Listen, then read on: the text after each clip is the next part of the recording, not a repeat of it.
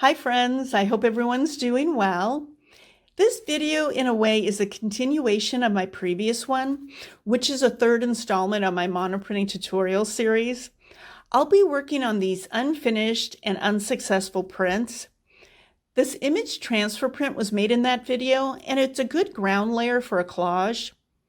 The others are ghost prints, unsuccessful image transfers, and this negative space print.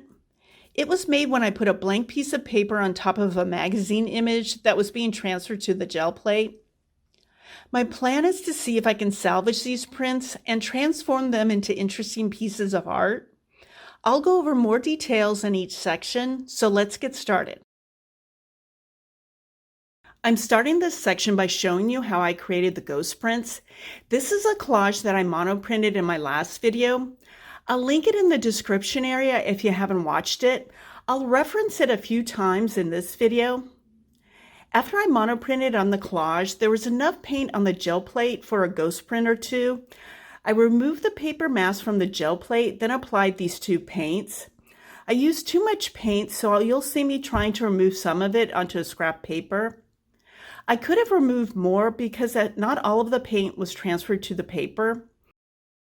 By the way, I typically use 80-pound paper for monoprinting.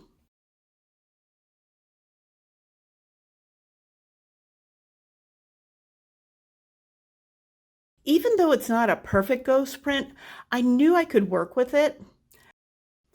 I kept the paper masks so I can use them to cut the paper shapes for this collage and the next one. Here are the painted papers I pulled. I decide on the color palette beforehand. This step is helpful because I usually pull more papers than I will use. I like to have options. My plan is to use the paper mask to cut the papers in the same shapes to mimic the image of the ghost print. I like to mark on the back of the papers to avoid any pencil marks that may be left after I cut out the shape. I'm trying a different editing style for this video. There are sections of the video where I zoom in, so I hope it'll be easier for you to see what I'm doing.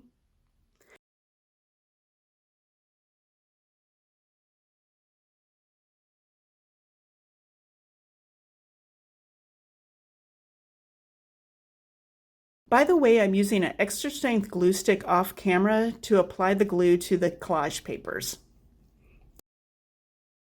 As I build the collage, I'm being mindful of having light, mid, and dark values. The ghost print is considered a light value, so I'm using collage papers that are mid to dark values.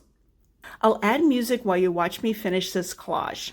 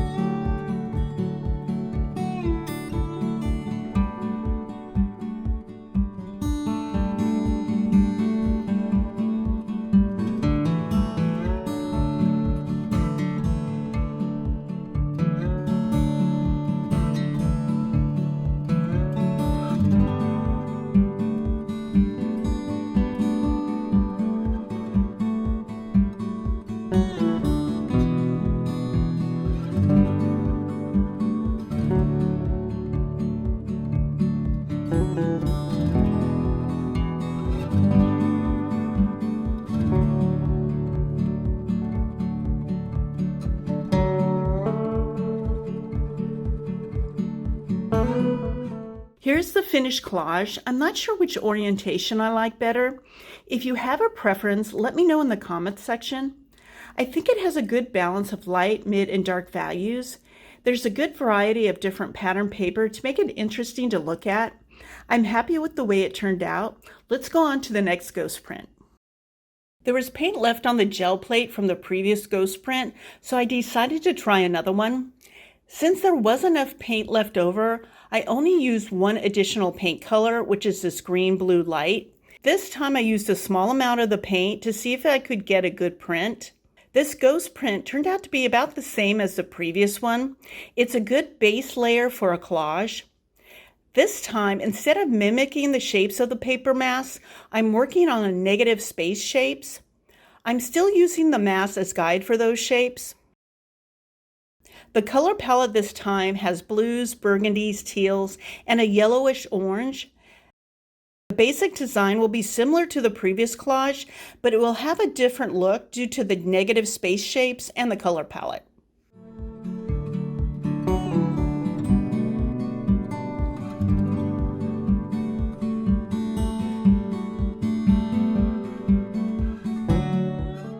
As you see with this first element, I used the paper mask along with the ghost print to cut it to size.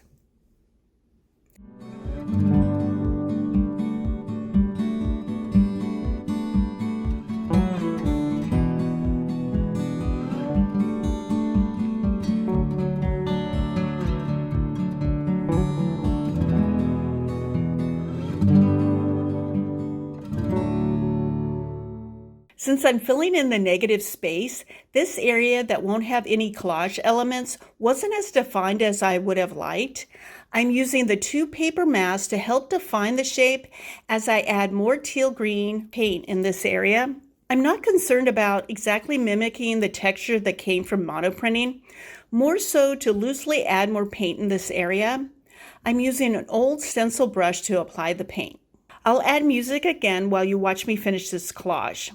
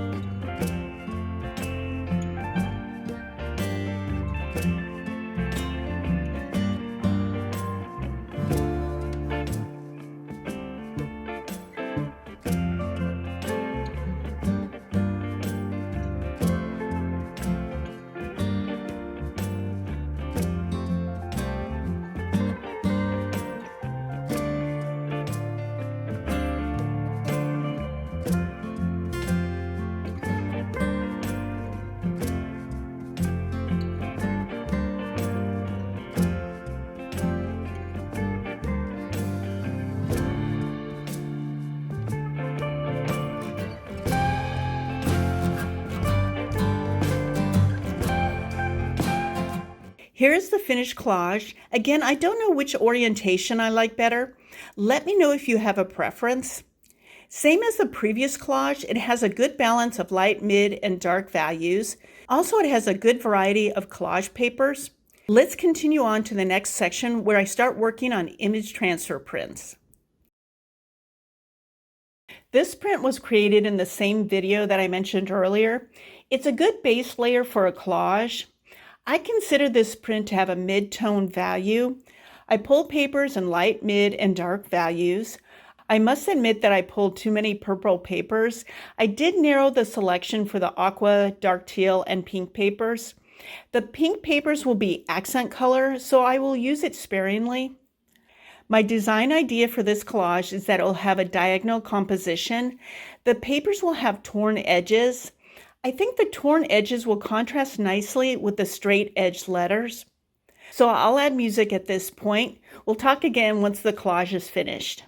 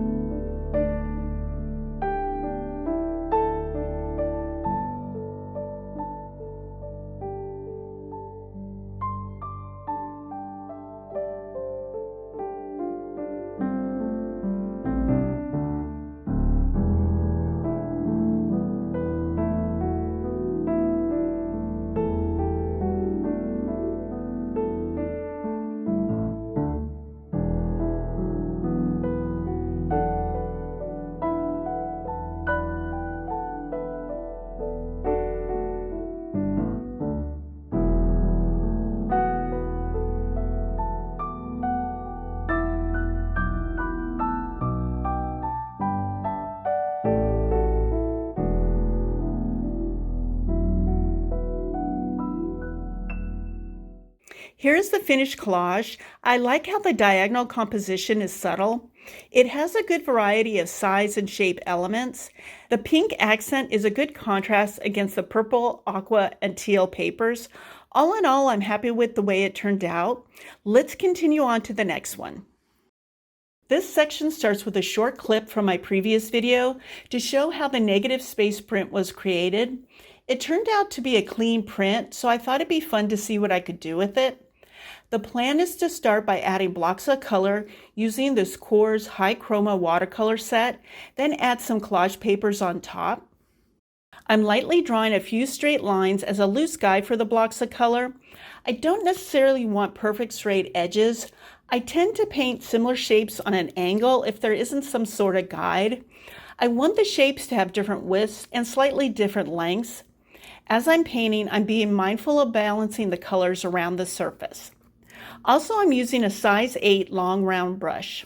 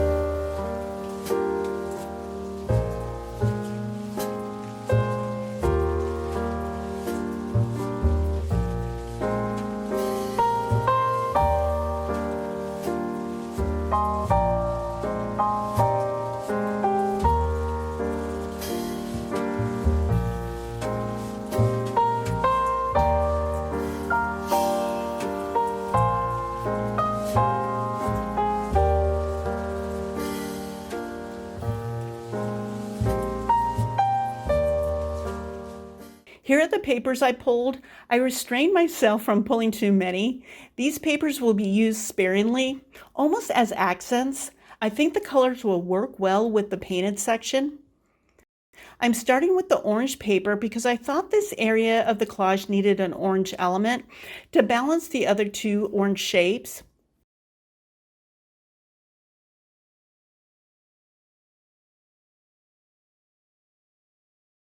This green and purple monoprinted paper is one of my favorites.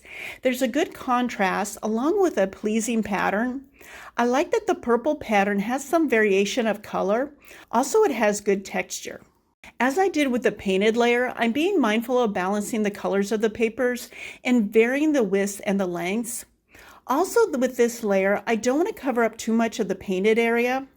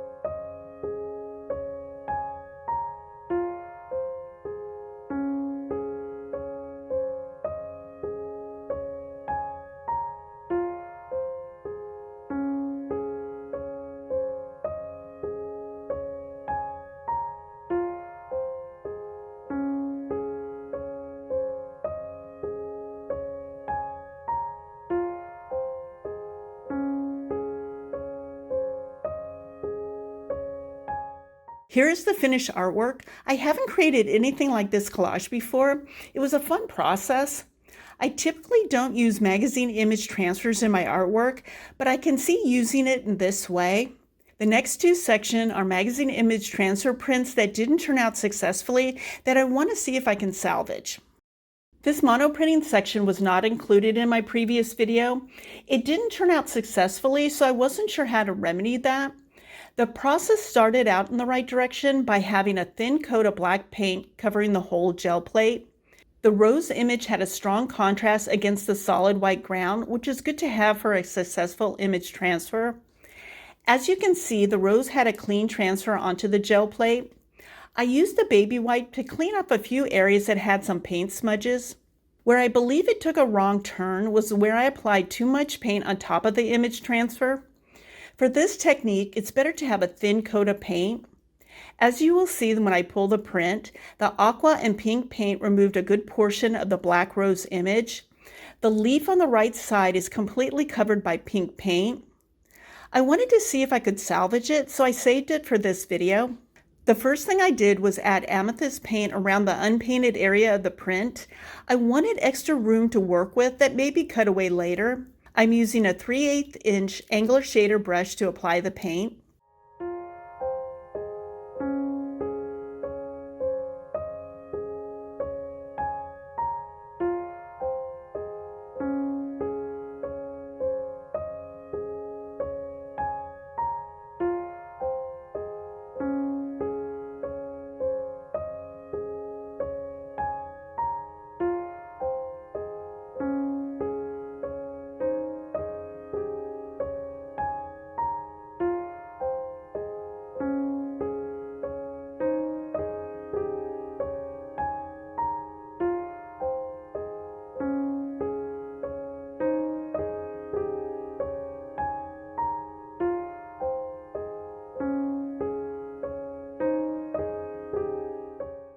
I'm lightly drawing a leaf to the rose that I will paint later. For now, I'm going to work on adding more details to the ground. I wanted to add some dots on either side of the rose, not the whole surface. I chose Violet Deep Paint because it's a dark value and it would coordinate with the existing colors. I started by using a foam brush. I mistakenly thought it would work as well as a stencil brush, but I was wrong. I quickly switched to this very old half-inch stencil brush. The bristles are very stiff. I lifted up the stencil to see how the circles were looking. As you can see, the paint leaked under the stencil. I'm okay with imperfect circles, but I didn't like the look of bleeding edges. I decided at this point to continue because I didn't have a solution yet. It gave me time to think of one. When I got to the end, I decided the best solution is to go back over the circles by hand using the size 8 long brush. It was a long process that I edited out most of that portion of the video. It's boring to watch, but it was relaxing to do. I find painting repetitive shapes relaxing.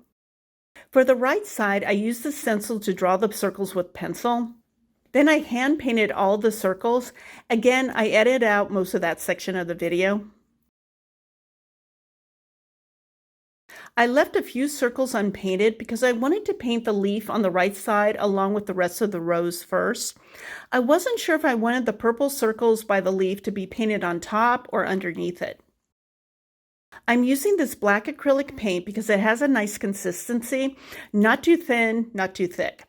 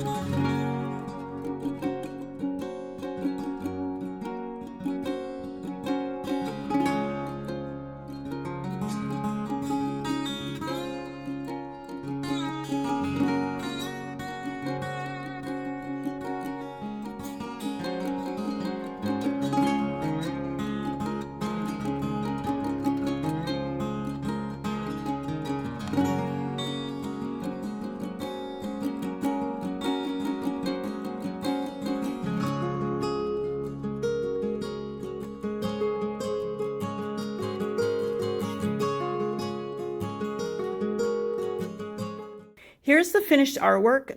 I don't think it's completed, meaning it's artwork that needs either additional elements or to have the design fine-tuned. I think of it more as a reference or an idea that can be used for another artwork. I hope that makes sense. I may come back to it at a later date. Let's go on to the final print. This is another magazine image transfer that didn't turn out as I had planned. I started by applying a thin layer of Payne's Gray to the gel plate. I thought there was enough contrast between the figure and the background for a good transfer print.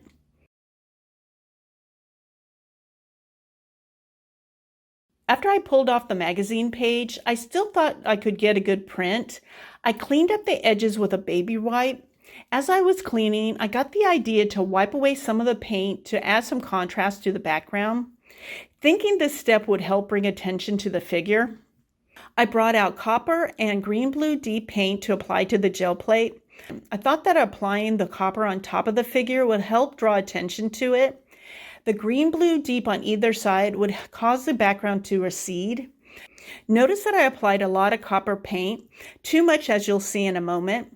The copper paint covered the figure completely. In hindsight, I shouldn't have used so much of the copper paint. Also, I think it would have been better if I had cut out the figure. Keeping the whole magazine page was unnecessary. Now, if you didn't know what the initial idea or image was, then I think this is a good starting point for a painted artwork. It has good contrast between the copper and the green-blue deep paints. There's good texture created by these paints. After some thinking, I decided to see if I could salvage it. To me, this print needed some red accents. These are the papers I pulled. The red bubble wrap print will accentuate the loose circular shapes on either side of the copper area. Before gluing those papers down, I placed each one first so I could make sure I liked the design.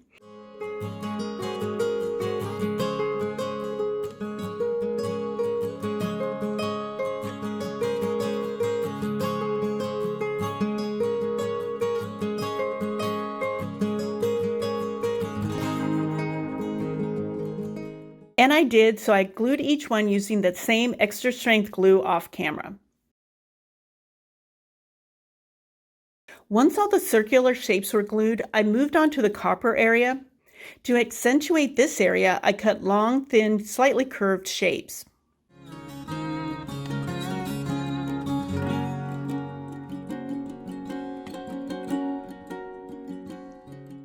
After I decided on the design, I moved on to gluing each one in place.